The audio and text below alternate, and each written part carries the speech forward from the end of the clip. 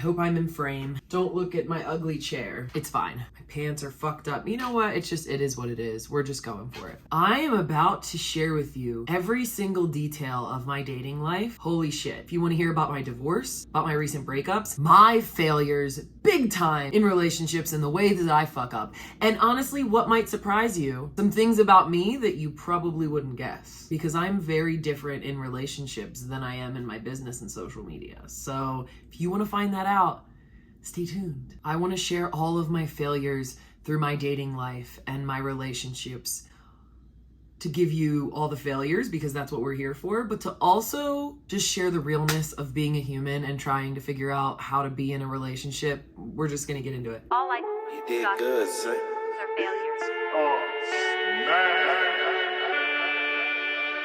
All I got are failures.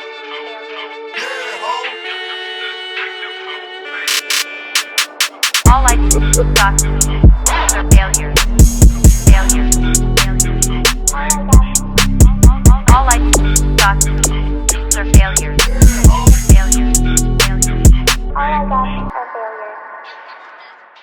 All right, we're just gonna fucking go for it. My hair is pissing me off today. We're gonna go for it.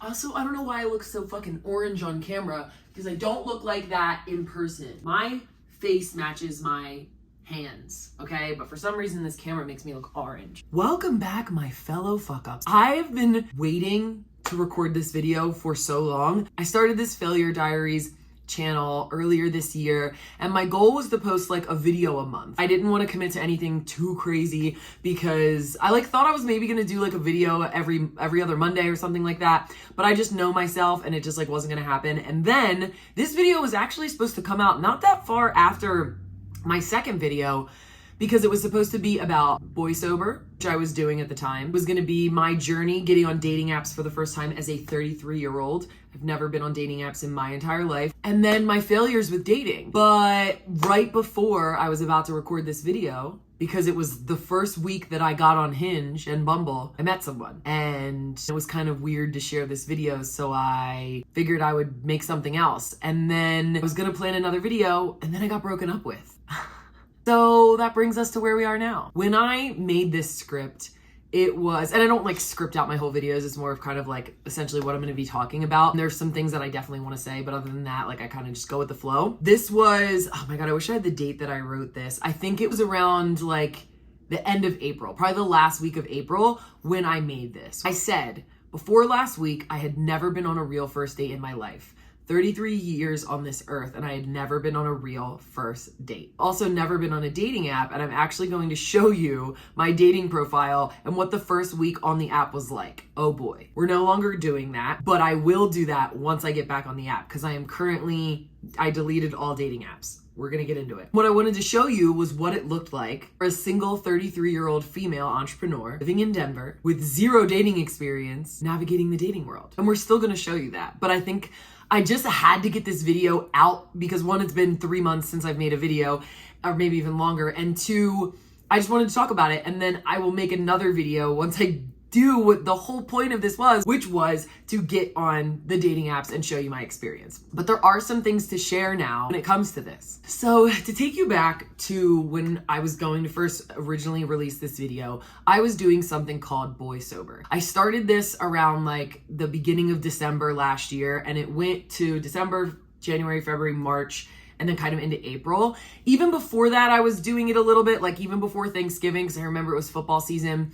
And then even after yes, there was occasional like hookups and things like that. But for the most part, I was doing Boy Sober. Now, what is Boy Sober? Boy Sober gets to be whatever the fuck you want it to be. Boy Sober for me was no hookups, no dating apps, no like talking to anybody, anything like that. And of course there were some hookups because we're aiming for consistency, not perfection. But the biggest thing for me personally was not texting anybody like romantically. Like when you have someone that you can send memes to and send videos to and check in, and not necessarily like good morning and good night because I do not do that with anybody that is not my boyfriend. I just didn't want somebody that when I'm bored or I'm lonely, I just want to have somebody to talk to. I wanted to like experience the loneliness of having like a dry phone and having nobody to text and nobody to conversate with. And that was the biggest thing of Boy Sober. And the reason why I wanted to do that was because, and I talked about this in my first video, like I went through a divorce last year, and that happened I asked for it in January of 2023. And so even though like the divorce wasn't final until October, I felt like I've been single or I've been divorced for quite a while. So I got into a situationship, absolutely wrecked me. And I talked about my divorce and the situationship, I think in the first video. So if you want to go check that out, go check it out.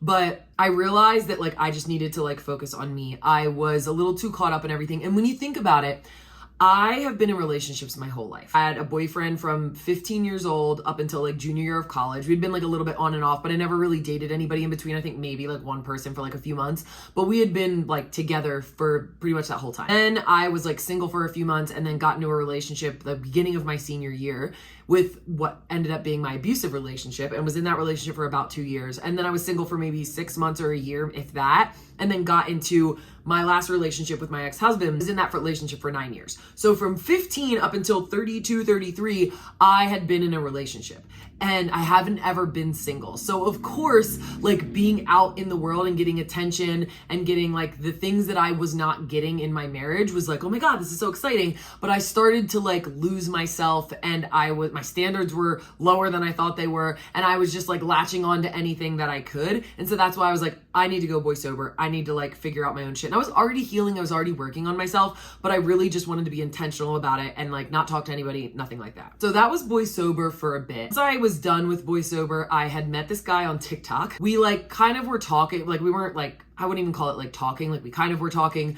for like 2 months, but he lived in Austin, and I was happening to visit a friend and then went to Austin to go see him, went on a first date. I thought it went well. Basically, he said, in a way, like, I feel like I have to work on myself a lot more before I can be at your level, which tends to be the fucking thing with guys that I date. I know I have a lot to offer. And the next thing I'm going to say might sound a little like pretentious or like cocky. I don't mean it in that way. If you want to take it that way, that's fine. But I know what I have to offer. I have my own business and I make good money. I am an incredible partner. I'm extremely emotionally intelligent and very smart, very intuitive. And I have a lot going for me. I'm a big personality. I'm confident. And that can be really intimidating for a lot of guys. And what I've realized recently, and we'll come back to this, but what I realized recently through my own work, talking to friends, people that are really well versed in this kind of thing, men will be intimidated by a woman that has a lot to offer. And they'll either choose to step up to the plate and fill the gaps that they need to fill in order to be at your level,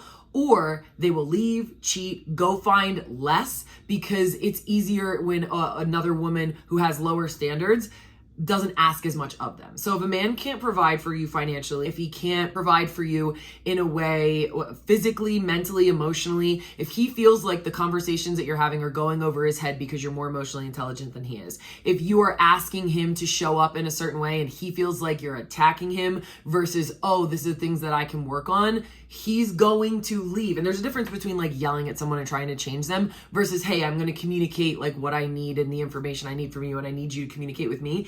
If a man feels threatened by that, he's going to leave, or he's not going to step up to the plate. And what I've realized is that a lot of guys that I try to date fall into that category. And there's nothing wrong with them, but like they just decide not to show up. I can't tell you how many guys I've told that have basically told me like, you're out of my league, or like I have to work on myself more before I can get to your level or whatever, where they don't even realize it. But when looking at the situation, it's like, you were threatened by me, you were intimidated by me, and you decided to not show up in the relationship and just leave because it would be easier for you. It's not the case for everybody, but I experienced that multiple times. Back to Austin's situation. So that didn't go well. No worries, no big deal, no hard feelings. When I got back from Austin, actually, we're going to pause here because before I go in, because this is like my current life, because this was just like 2 months ago, I want to rewind a little bit to talk about like how I've been in relationships, because this is the failure diaries. And while I'm sharing about all of these dating failures, I also want to share the ways that I have fucked up in relationships and have had to work on myself. So I'm a lover girl. I love being in relationships, all of the things.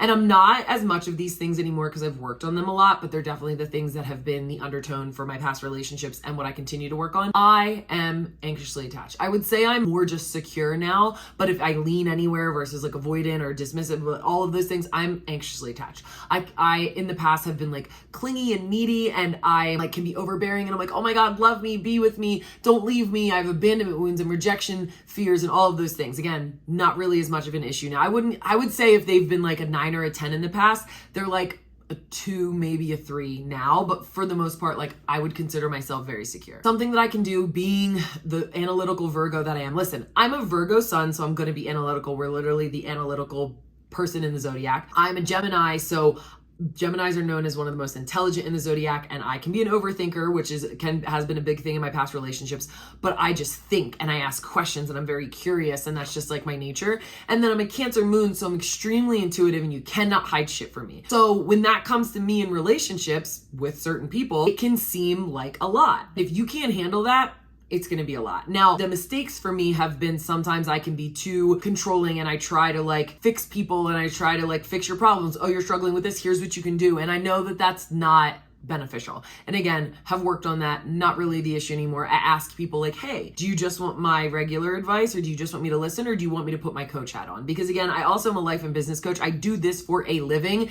It is impossible for me to not fully be that way. So I know my next partner has to not only like be okay with me doing that, but like it almost has to be like a turn on, or they have to be really intrigued by the fact that like that's just my nature. And a secure man will not feel threatened by that. He's gonna feel intrigued by it. He's gonna be engaged in it, all of those fun things. The last piece with like the struggles that I've had with my overthinking, I can need a lot of reassurance. I have daddy issues, some mommy issues, abandonment wounds, things like that. I also lived in a household where the emotions and the energy shifted based off of the people in the house. And so I'm extremely hyper vigilant.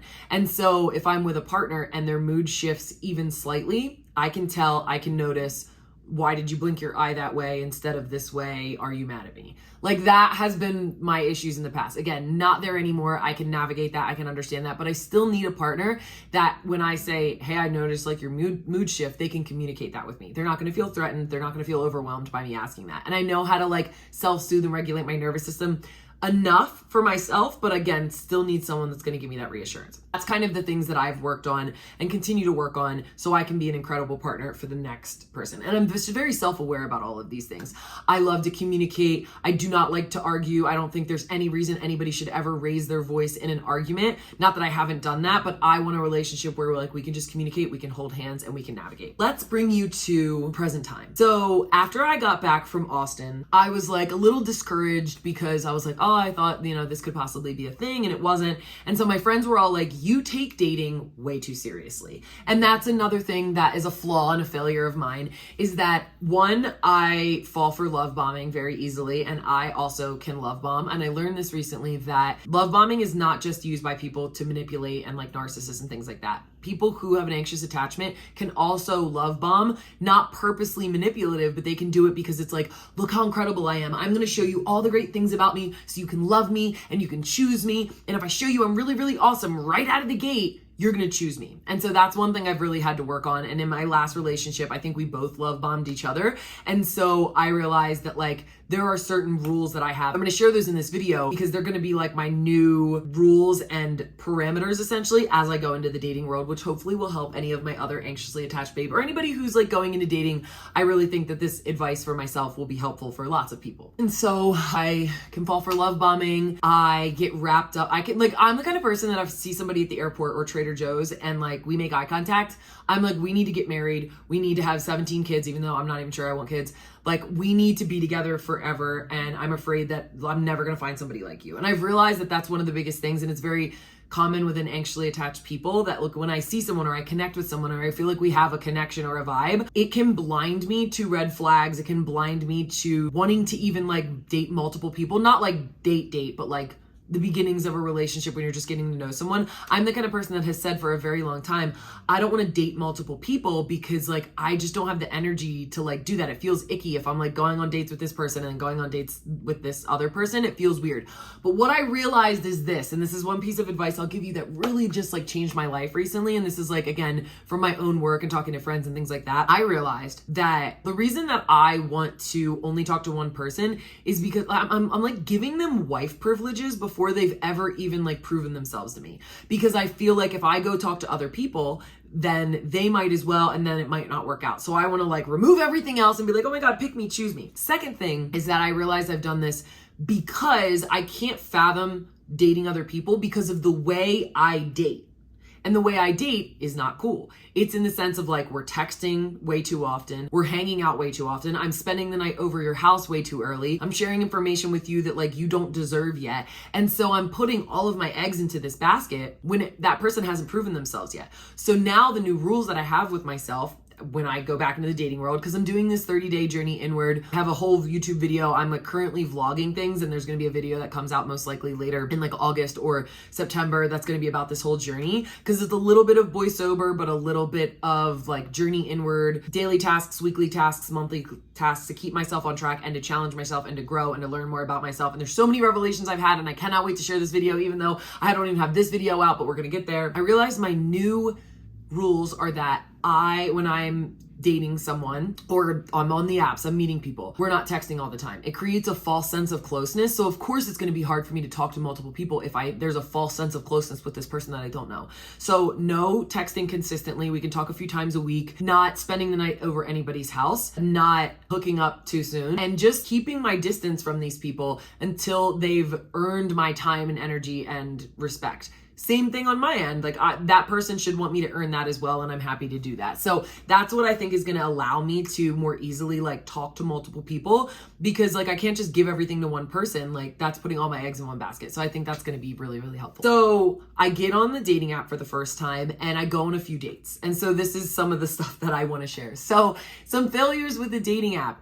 I went on, I think 3 dates before I met the guy that I just recently was actually dating, but I went on 3 dates. The first date I ever went on, I was like in the coffee shop, and there's a window, and I look out the window and I see the guy coming, and he looks at me, and he literally looks at me like this. He like walks and he does that. And I was like, am I catfishing? Like I look pretty much the same all the time. It was just like, oh, okay. And he just like looked at me like that, and it was weird. But then he came in, gave me a hug. We sat down and we talked for like an hour and a half.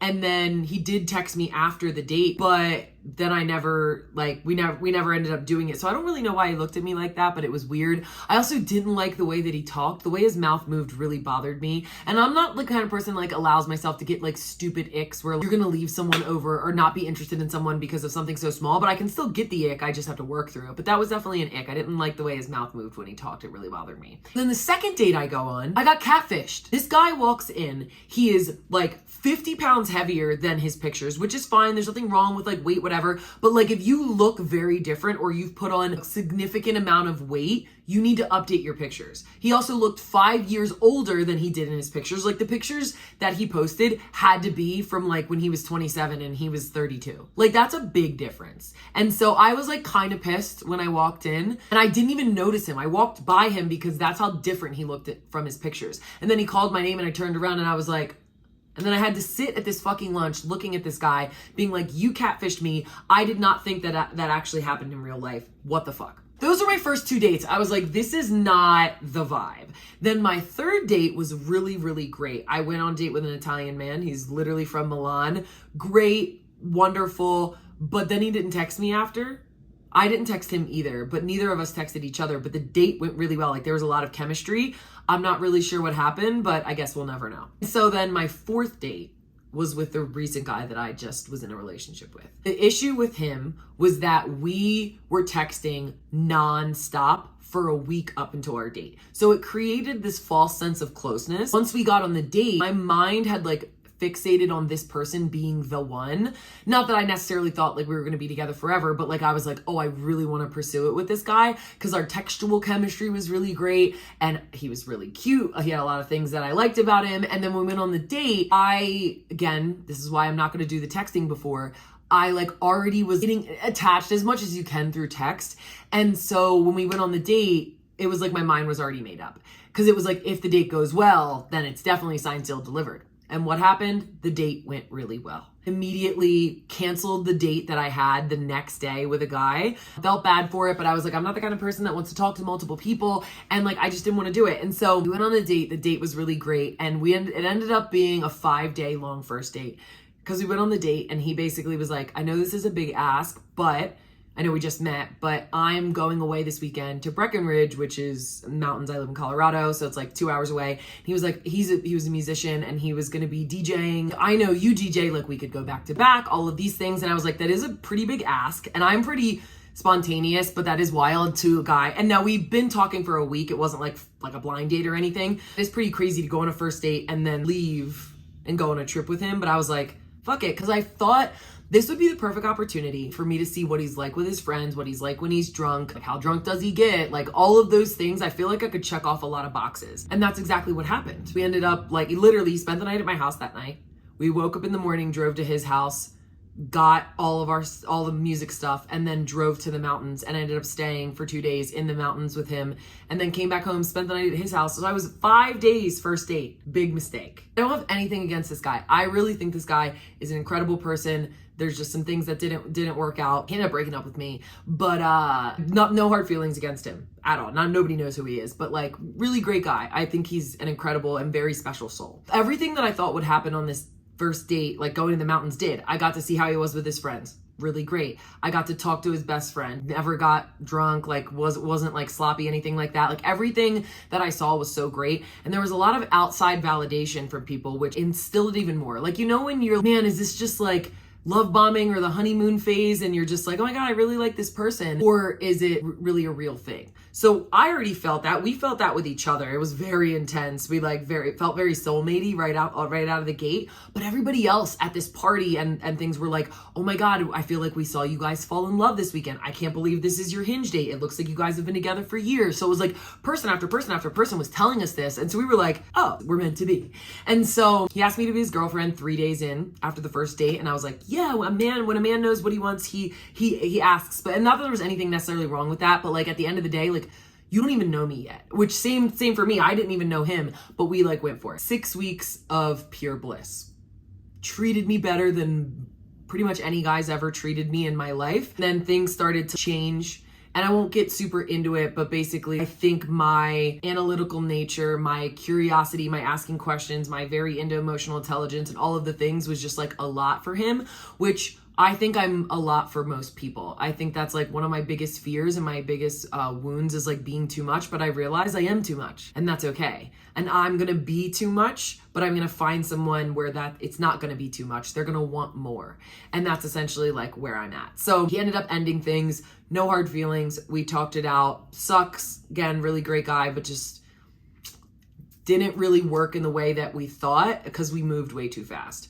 And I didn't think it was moving too fast because all of this outside validation, all the things, but I really learned that like, no, you don't even know someone 3 months in. And so I just need to not fall for people super quickly and just give it time to marinate. And that's really what I want to do. And so that brings me to today, which is July 22nd, 2024.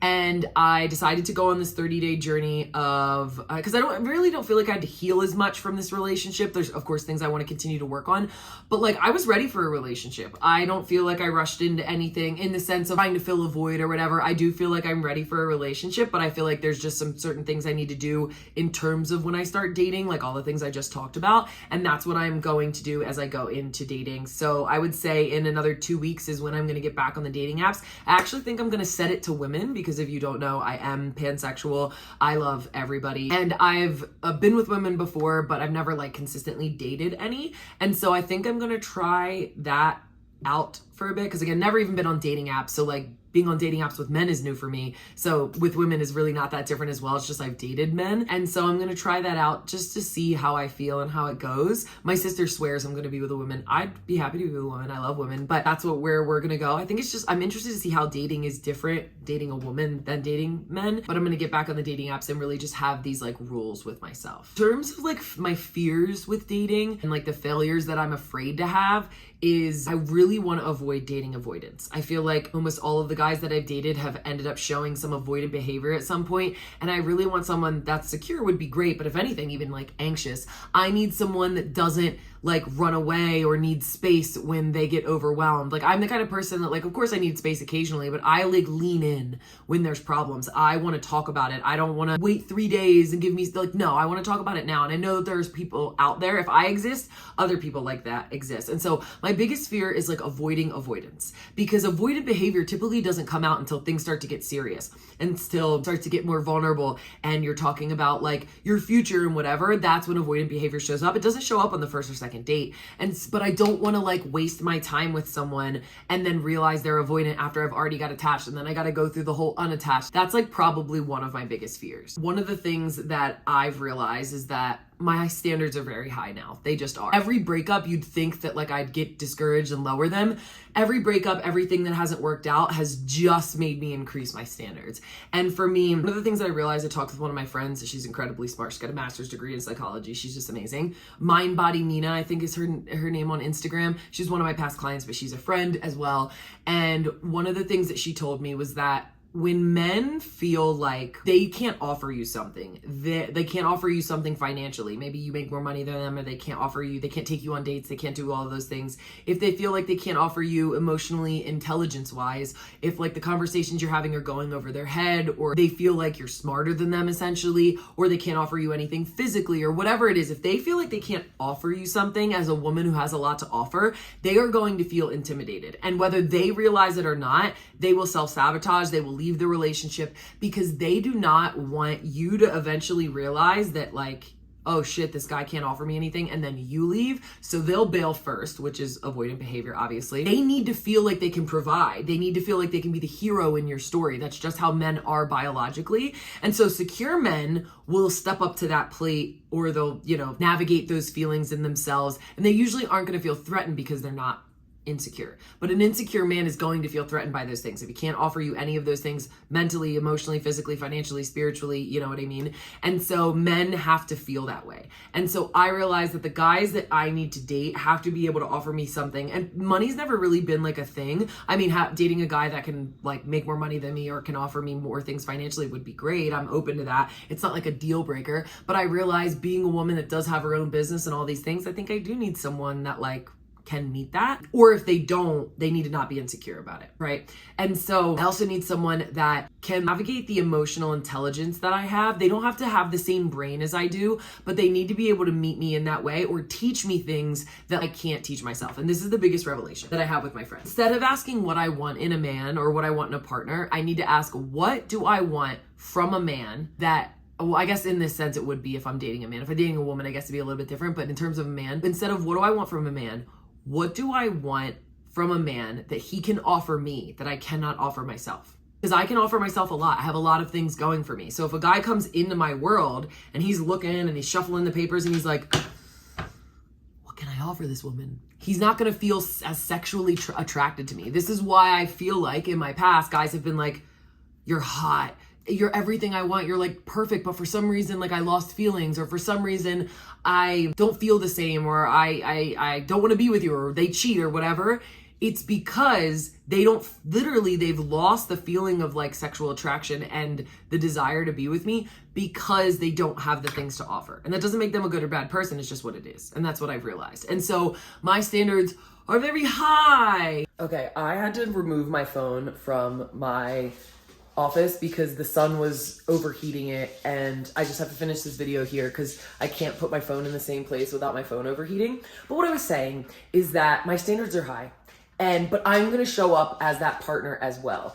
I have failed so many times in my past relationships. There's so many things that I wish I could take back and I could do better, but I am still going to show up as a great partner. I'm going to work to communicate. If you tell me there's a problem, I want to work on it. I have needed to improve on apologizing. Virgos love to think they're right all the time, and I know I have continued to work on that, but I've gotten much better at it. And so all the things that I'm asking of people, I'm not showing up myself. Like, I'm showing up as well, but it's just going to be a work in progress continuously. And so I just just wanted to share this to give you, hopefully there's something you can take away from this. There's lots of failures in this, and as I go into dating, there'll probably be a whole video dedicated to my Hinge profile and like what I was doing. I was gonna like do like a little screen share and whatnot. We're gonna do that because I was planning on doing that, and then 4 days into having Hinge, I ended up getting into a relationship, which is classic Alexis, but we will get into it. So until the next fuck up.